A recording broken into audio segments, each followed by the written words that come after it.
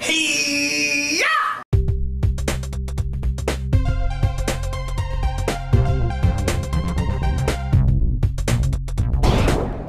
We're gonna call this one for the ladies. How come? Because just because that other guy was in the show doesn't mean that I'm not the one for the ladies. Oh, for the ladies. Hey everybody, this is Todd. Anyway. Anywho. Hey everybody, this Introduce yourself. Stop being rude. Alright. Hey everybody, this is Todd V, ToddV.com. Jay Edwards, BlackEyeArt.com. And this is another episode of Artist Reality. And today we've got another awesome treat for you, because I say special treat way too often on this show. It's like we hand out Scooby snacks. We got this barrel back here. Come on, kids, we got special treats for everybody. Every episode's like, we've got a special treat for you. We've got it's an art snack. But this one is, I'm thrilled. What do we got going on? Well, we've begun to actually establish a relationship with the Akron Art Museum. I haven't been in a relationship in a long time. Well, now we have one. I'm scared of them, and frankly. The Akron Art Museum actually invited us to come out and meet the artist who's doing an exciting installation at the Akron Art Museum. Jean-Pierre Gauthier, not to be confused with Jean-Paul Gaultier, is Jean-Pierre Gauthier, and he's from Canada. Who'd confuse that? Well, the artist himself was concerned I might make that mistake, but I said, no, I read my press release. So, what's really cool about this installation, and you're going to get to meet the artist, is this is a really wild show. It is installation work using found objects that are kinetic, they're in motion, they're actually triggered by the patrons as they enter the space. They come to life all on their own. Sounds intense. It is. And it does everything from the one called rut, as he pronounced it, which refers to the rutting season, where you walk into the space and it quietly builds up and it has this very organic sound, like a forest coming to life, to some that are much more loud and kind of obnoxious with horns that start honking, kind of like inner city.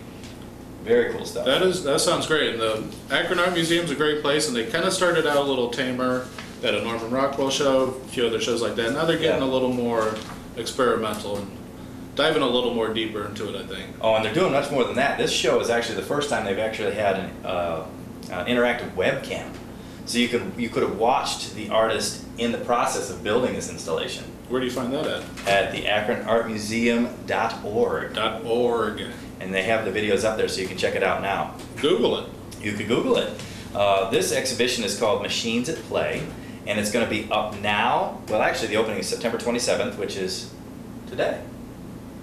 September 27th through... I'm 26 and a half. Okay, I'm sorry. You're probably right. I'm probably a little slow. September 27th through January 4th, and you can enjoy the show by Jean-Pierre Gauthier. So without further ado... We're wrapping her up? No, we're going to go meet. Let's go meet him. Let's go meet the artist. I thought you were about to wrap it up. I'm going to meet this guy. Let's talk to him. Hi everybody, this is Todd V with the Artist Reality. And today we're talking to you from the Akron Art Museum. Today we have artist Jean-Pierre Gauthier with his installation called Machines at Play. Thank you for being here today, Jean-Pierre. It's a pleasure. Can you tell us a little bit about this installation and what it's all about? This one is called Angular Moments.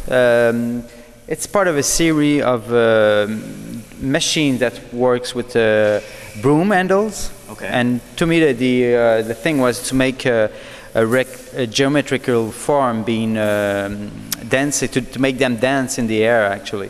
Okay. And actually those two pieces are important to notice the shadow on the floor. It's important to notice the shadow because it's part of the work also, because the shape, when the shape is resting at a off position, when the motor are not more working, what you see actually from one angle is a house. Okay. But it's called not a house because most of the time you don't see that house. It's always disconstructed in the air. Okay. And you actually see a shape of a house once in a while on the shadow also. The same thing for the piece on the back there. It's called not a cube. Mm-hmm. And not a cube is the same idea also. You see a cube on the floor. But also sometimes briefly in the air you will see the shape of a cube appearing for a brief moment. Okay. Depending where you are in the space.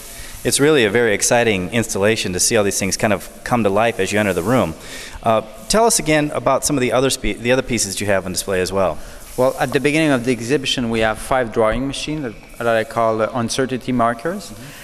A machine that when we start them off, we have nothing on the wall, and suddenly they start making little tiny drawing on the wall progressively, and then it builds up.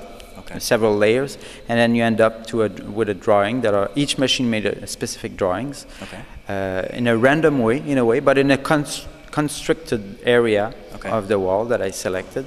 Control. That's the only thing I can control is where I place the LEDs and where I place the motor to restrain the drawing. That's all. The rest, the machine will make the drawing by itself, and usually from one place, from one exhibition to another, it's not the same thing exactly. And the other room is called Rut. Rut is an installation that the soundscape in it sounds a little bit like being in a rainforest, like a crazy jungle with weird sounds. So you have to stand still in the installation or move a little bit around, and then things will happen. You'll hear sounds.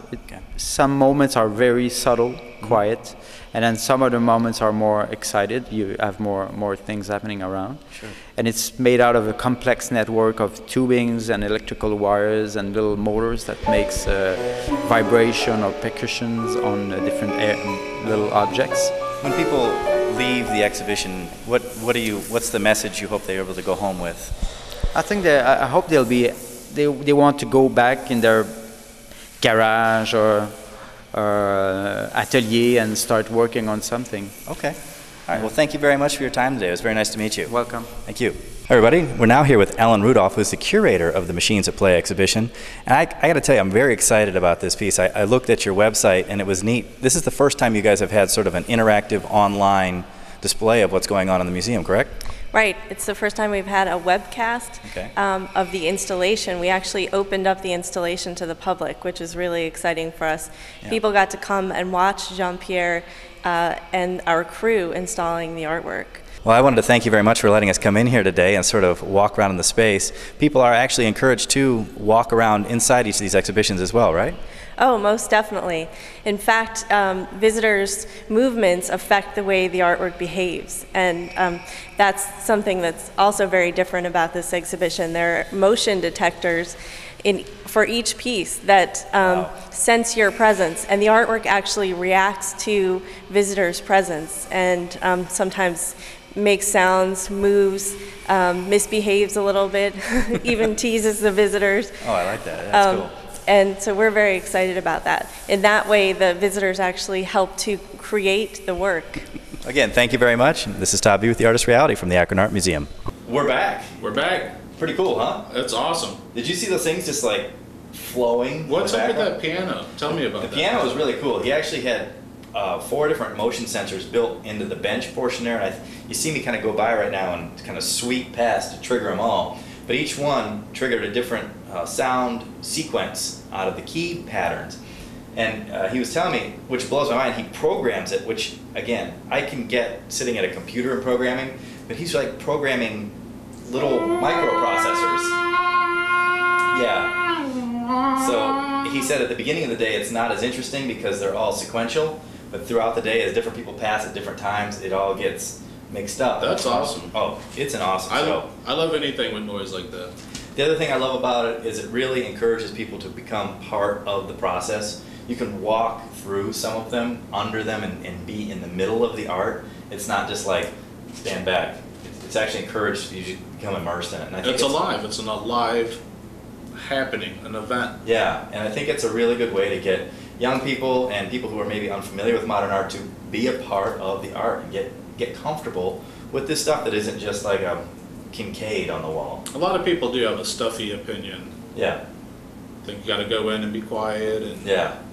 There's nothing quiet about this show. I mean, there's noises happening all through it. That's what we need. I love it. Yeah. Check it out. So that's at the Akron Art Museum now through January 4th. So go check it out. Check it out. Don't miss it. Did you have anything else you want to talk about in this week's episode? I'm cool, man. I'm cool. You're good? I'm good. Well, I just wanted to acknowledge that we have our new cameraman, Blue Green. Thanks, Blue Green. It's awesome to have him here. He's from screaminggreens.com. Let's, we got the cameraman. We got a cameraman. We got West Coast Connection. West Coast Connection. We're interns galore. We're like this close to being like must-see TV on NBC. I know. So, with that being said, this has been another episode of Artist Reality. And for this evening, I'd like to say, arrivederci! Keep it real, stay creative. We'll see you next time.